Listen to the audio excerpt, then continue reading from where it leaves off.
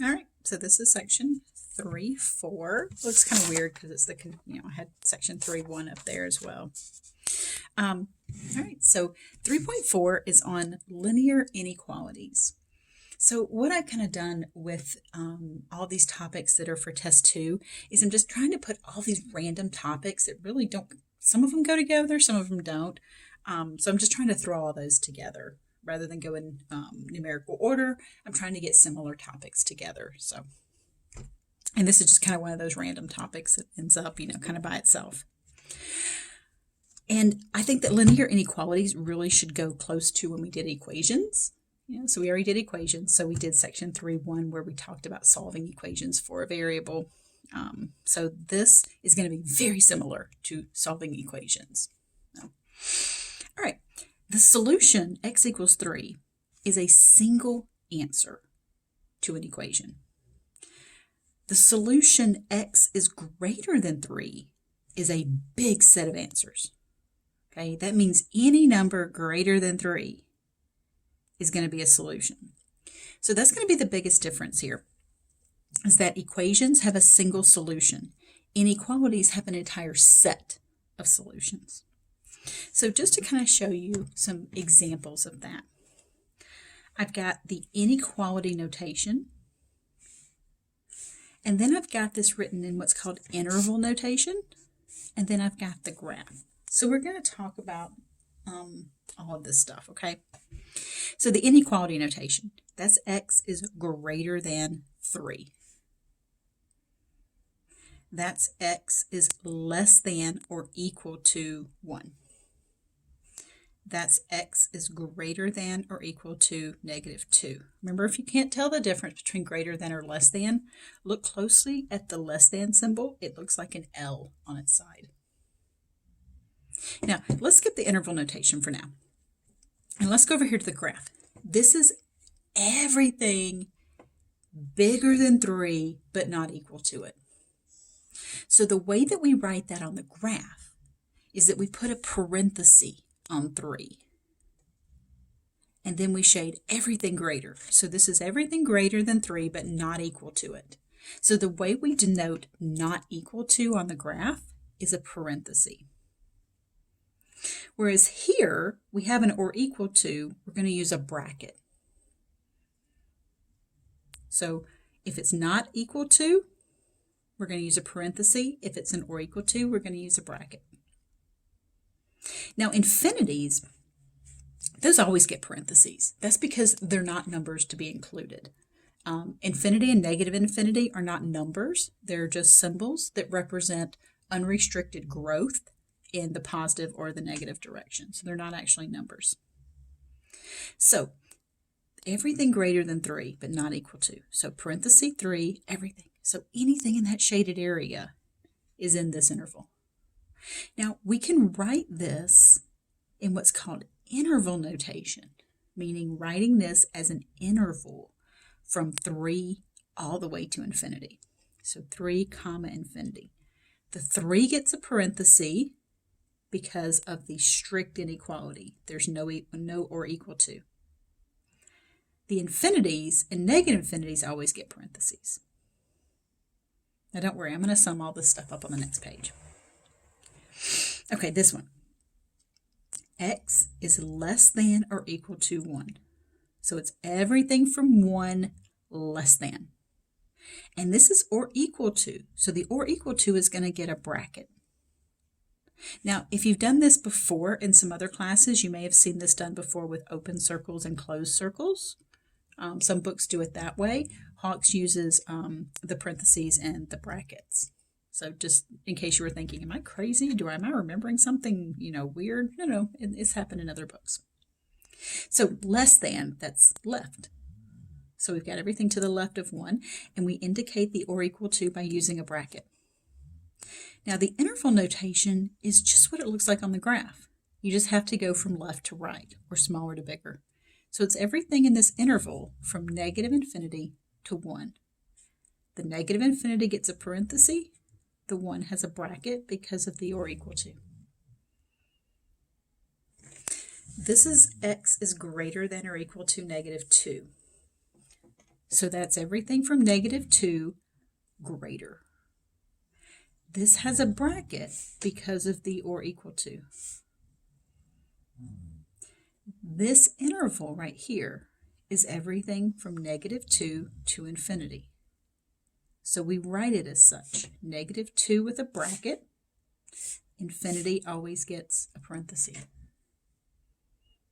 So the bracket or the parenthesis on the number is dictated by the type of inequality. Is it an or equal to? If so, it gets a bracket.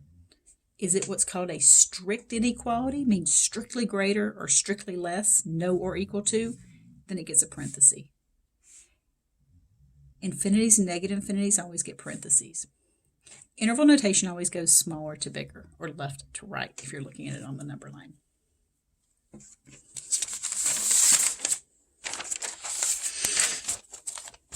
All right, so I'm going to revisit that. So we're not quite done with that. I just wanted to give you a little intro into that terminology, okay? Now, here's the thing. When you go to solve an inequality, this bad boy looks so much like an equation, it's not even funny. Not only does it look like an equation and smell like an equation, for the most part, it acts like an equation too, right? So if there was an equal sign right here, this is a two-step equation. You can do this in your sleep, right, by now? The only difference is that when you divide or multiply both sides by a negative, you have to flip the inequality. Other than that, it acts just like an equation. So, case in point. This, if you were to solve this as an equation, first thing you would do, you'd say, hey, that plus 3 right there, I need to subtract 3 from both sides. Notice the color scheme. I'm sticking with it, right? Remember the blue was for addition or subtraction? I didn't forget. So we get 2x is greater than -11. Now, why didn't that sign change? Some people are like, why didn't that flip? You know, you did a negative. Be careful. Don't use phrases like you did a negative. It's the inequalities only change if you multiply or divide by a negative. I didn't multiply or divide. I subtracted 3. Okay. So then I get down here, I have 2x is greater than -11. So that smushing is multiplication. I'm going to divide both sides by 2. See that red number right there? That red number. Is it negative? No, so don't flip it. So I get x is greater than -11/2. So inequalities are solved just like equations, except if you multiply or divide by a negative, you flip the inequality. I underlined that in red because that would happen in the red step. If it was going to flip, it would happen in the red step. So again, I'm color coding this for your viewing pleasure here. All right, so let's go ahead and graph this. So we get this answer of x is greater than -11/2. I don't know if you guys can hear my 2 dogs snoring in the background. They are exhausted and they are snoring so loudly. So yeah, if you hear that noises, that's what you get. So this is x is greater than -11/2. Now, just in case you didn't know, -11/2 is -5.5. So, oops, helps if I turn it on. -11/2. Now, look, if you hit enter, you're just going to get that same thing, the same fraction. This little white button with the 2 arrows is what's called a toggle key. It's a quick change between fraction and decimal. So, boom, decimal. So it's -5.5. That might be helpful when trying to figure out where on the number line it is. So -5.5 is back here. This is a greater than symbol. So it's everything bigger than -5.5. So it's everything that way. So any number in this region makes this inequality true. Now, what I tried to point out here, if you can kind of see, I lightly, kind of dotted in something in green here. You can think about this inequality symbol as an arrow that's pointing you in the direction to shade. So look, that kind of looks like a little arrow pointing you to the right. So it's telling you find this number and then shade to the right. So you can kind of think of it that way. This only works, though, if your variable's on the left and your number's on the right. So you might remember from such hits as Chapter 2, when I said things like, that I was going to keep my variable on the left and my constants on the right. It's like I know things. In interval notation, this would be left, comma, right. The farthest left this interval goes is -5.5. The farthest to the right is infinity. Infinities always get a parenthesis. Now, why does my -5.5 or -11 whichever one you want to write, why does it get a parenthesis? Because that's a strict inequality. Okay, so remember, the greater than or less than with no or equal to, you use parentheses. The or equal to's, you use brackets.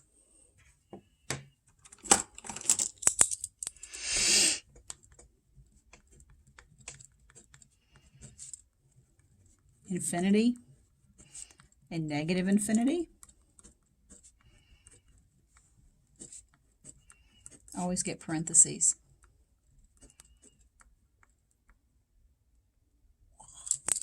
Squeeze that in there. That was not very pretty. It's okay. We're about to fix this problem. Oh, boom, abbreviation, just like that. So the infinity and negative infinity always get parentheses. So this is what's called that interval notation.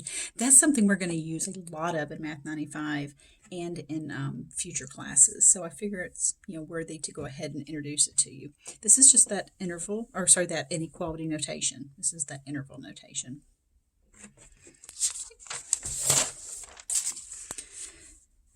So looking at 5x is less than -5. All right, sticking with my same color scheme, that's smushed together so you know the opposite of this multiplication is to divide. Now remember, it solves the same way as an equation. Okay? The only difference is if this red step is a negative, then you flip. It's not about this number being negative, it's about the red number being negative. If it's negative, then you flip the inequality. See that 5? Is that negative? No. So you don't flip it. So you leave it as x less than -1. All right, let's graph it. I'm going to put a parenthesis on -1 because that's an inequality without an or equal to. Those get parentheses. Look, you can kind of think of it like that less than symbol. If you were to kind of smooth it out, it kind of looks like a parenthesis, doesn't it? Okay. So, and that's everything less than. So it's from -1. Remember how I said this kind of looks like an arrow? Right? You can kind of think of that as being like a little, I kind of draw that in there. See how that kind of looks like an arrow pointing you that way to the left? So if we do that, I'm going to shade everything from -1 to the left. Parenthesis on -1 because of that strict inequality, meaning it's strictly less than, not or equal to. The interval notation is pretty easy once you figure it out, because once you get the graph, the interval notation is just the left endpoint and then the right endpoint. So look, left, right. Knowing that infinity always gets a parenthesis, plus and minus infinity always get parentheses. And then the number, its parenthesis or bracket, is determined by this inequality. So let's look at another one here. This is going to solve a lot like the equations that we were doing. So you can see this is orange, and I'm doing that because I'm distributing. So what I'd like for you to do, pause the video, work ahead of me. Go ahead and distribute this out and follow those steps for equation solving and see if you can solve this inequality. So once we distribute this out, we get -6x plus 15 is less than or equal to 3x minus 3. There's no like terms that are already on the same side of the inequality, so we move on to the pink step. So I'm going to take this 3x that's a positive, because there's no sign here, and I'm going to subtract 3x from both sides. My use of color here is very intentional, and it matches with the color scheme for solving equations in Chapter 2. So feel free to go back and reference that. Okay, this is not just me color coding this just to make it all fun and festive and look like, you know, unicorn farts and rainbow hugs and stuff. No, this is very intentional. Okay. So combining these like terms, we get negative 9x plus 15 is less than or equal to negative 3. All right, now we're at the blue step. We got that plus 15, so we're going to subtract 15 from both sides. Look, see that inequality? Has that thing changed? No. If it's going to change, it will not change until the last step, that red step, that division. Okay, so we're going to subtract 15. Subtraction's okay, don't flip that sign. So I get negative 9x is less than or equal to, combine those together, we get negative 18.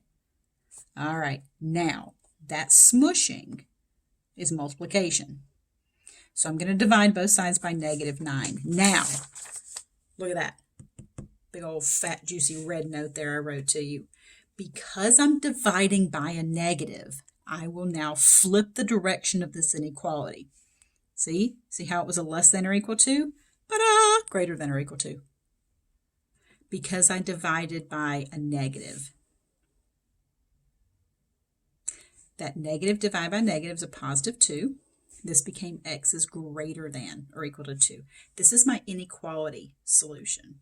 So what Hawks is going to have you do for these is it's going to have you write maybe the inequality or maybe the interval notation for the answer, and then it's going to have you graph it. For graphing in Hawks, so let's talk about how to graph this one first. The or equal to means there's a bracket on 2. This is a greater than symbol. Remember, you can also look at these as little arrows, and this little arrow is pointing you to the right. So you're going to shade to the right because it's greater than. The interval notation would be left, comma, right. 2, comma, infinity. Infinity always gets a parenthesis. This has a bracket because of the or equal to.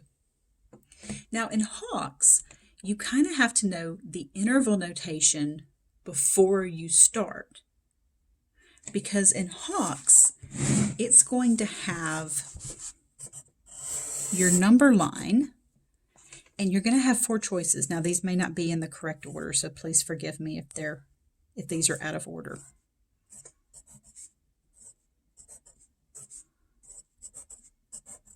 You're going to have your 4 choices, and those little circles are what you're going to click on to use. So for this one, if you were going to graph this, you would want a bracket on the left and a parenthesis on the right. So you would choose this one, okay? So you would click on that. Now that would bring up a bracket and a parenthesis, and they would put it on this number line. So it would just kind of do, boop, and then you'd have a bracket.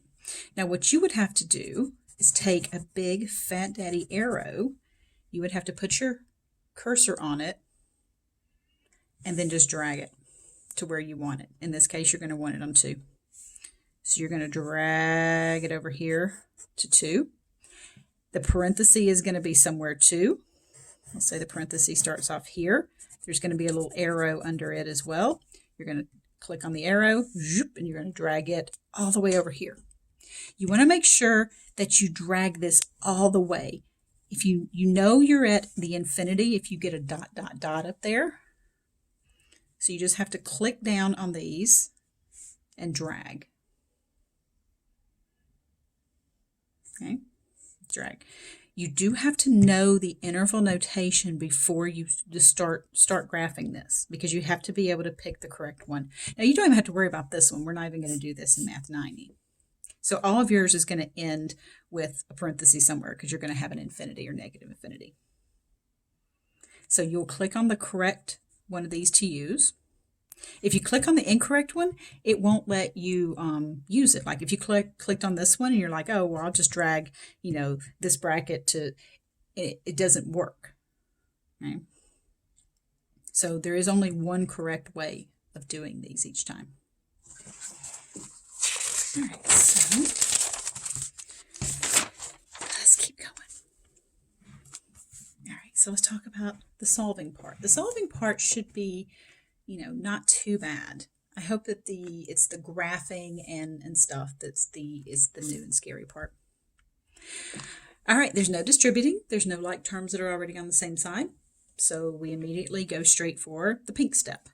That is to get all my variables on one side. So that's a positive 4y, so I'm going to subtract 4y from both sides. That becomes 0. Those are like terms. So I get negative 2y plus 4 is less than 5. Do not flip that sign. That subtraction is perfectly fine. That is a plus 4. The opposite is to subtract 4. Don't flip that sign. Subtraction does not flip that sign. So we get negative 2y is less than 5 minus 4, which is 1. That's smushing. So I'm going to divide both sides by negative 2. That's where my inequality is going to flip. That number down there is negative, so that flips the inequality. So that went from a less than to a greater than. Remember how you can tell the difference? The less thans kind of look like an L. If you kind of tilt it a little bit, yeah, it's like an L. Now it flipped, boop, it's a greater than. Okay, so this is y is greater than negative 1/2.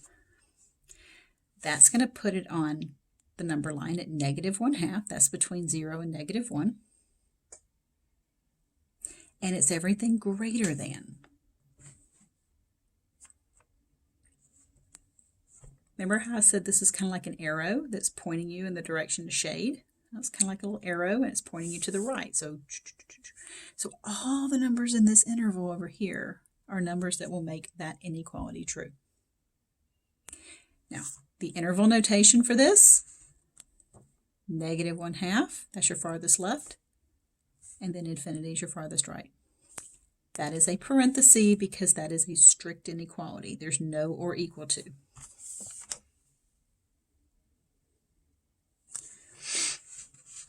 All right, so fraction time. All right, pause the video. This one's going to start just like this one did with that pink step. So go ahead and pause the video and see if you can do this one.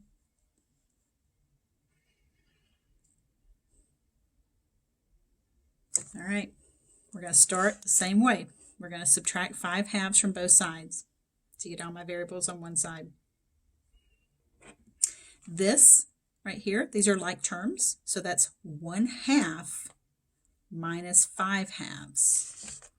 So I went ahead and wrote it out. If you need to use your calculator to help, you can. 1/2 minus 5/2 is negative 2, because it's negative 4/2. Then we have minus 1. It's less than or equal to minus 3.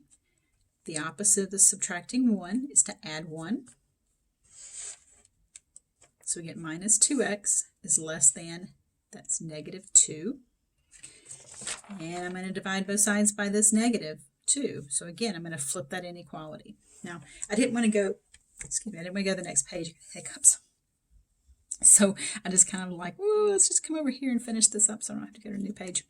So we get negative divided by negative. It's a positive, and notice I flipped.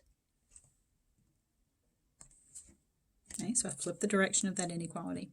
So I end up with x is greater than or equal to 1. That means I'm going to start on 1. I'm going to put a bracket because of the or equal to. And then that's a greater than. So think of that as an arrow pointing to the right. So you shade everything to the right of 1. That interval is from 1, there's your left point, to infinity, there's your right point. Infinity always gets a parenthesis. The 1 got a bracket because of the or equal to. So in Hawks, you would pick this one again. It would just slap those down on the number line for you, and you would have to click on the arrow and drag it to the correct position. All right.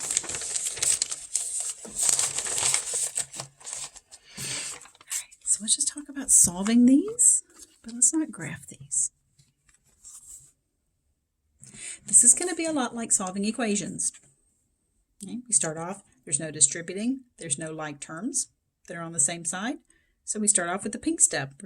That's a minus 4x, so I'm going to add 4x to both sides. That'll be 6x plus 6.4 is greater than 44.2. Again, I'm trying to get this x by itself. That's a plus 6.4, so the opposite is to subtract 6.4. Now, you might want to use your calculator to help with that computation. That's 44.2 minus 6.4. So we get 6x equals 37.8. You can just use your calculator to help with that computation. And then I'm going to divide by 6. That number is not negative, so don't flip the inequality. Okay. This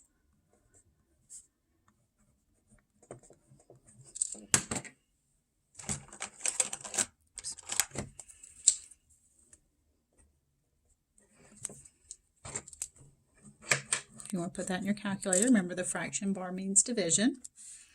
So we get x is greater than 6.3. That's what that computation ends up being.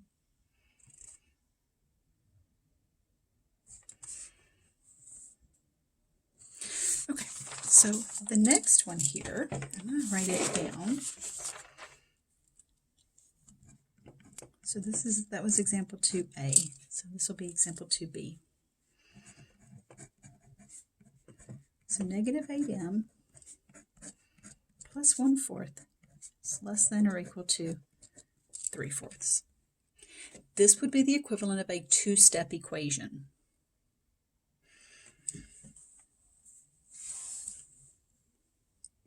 So this is the time when you should pause the video, see if you can do this one.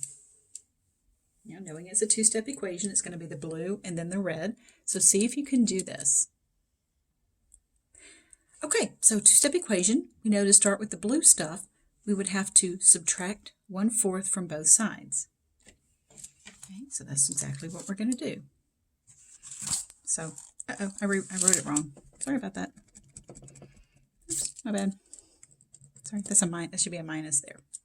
So we would undo that subtraction by adding 1/4 to both sides. Helps if I write the problem down right. So I'm going to add 1/4 to both sides. You can use your calculator to help you if you need. That's 3/4 plus 1/4, but that's 4/4, which is 1. So I get negative 8m is less than or equal to 1.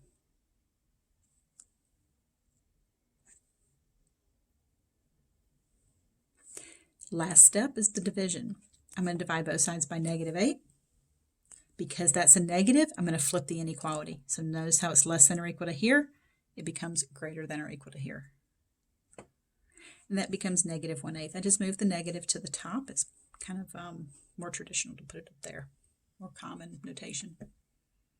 All right, so a couple more. I know this video is kind of running a little bit long, but these are the last two.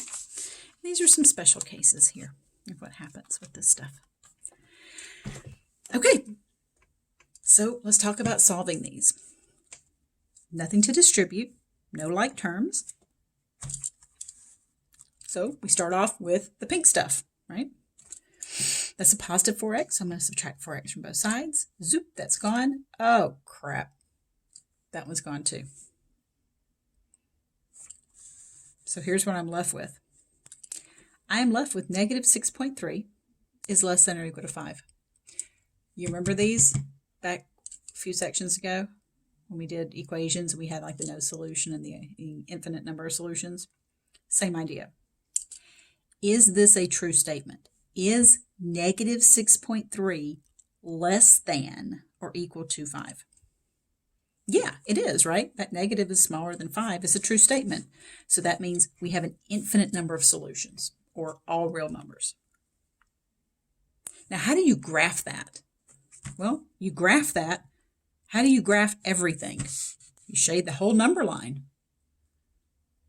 So that's the same thing as the whole number line. Negative infinity to positive infinity. Now let me show you a no solution.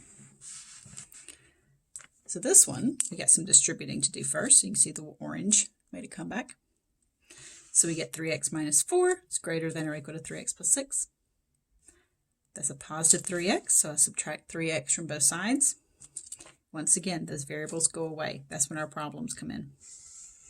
So I get negative 4 is greater than or equal to 6. Is that true? Is negative 4 greater than or equal to 6? No, it's not. So it's not true. That means there's no solution. So how do you graph that? There's nothing to shade. There's no number that's going to make that true. Okay, so that at long last concludes section 3.4.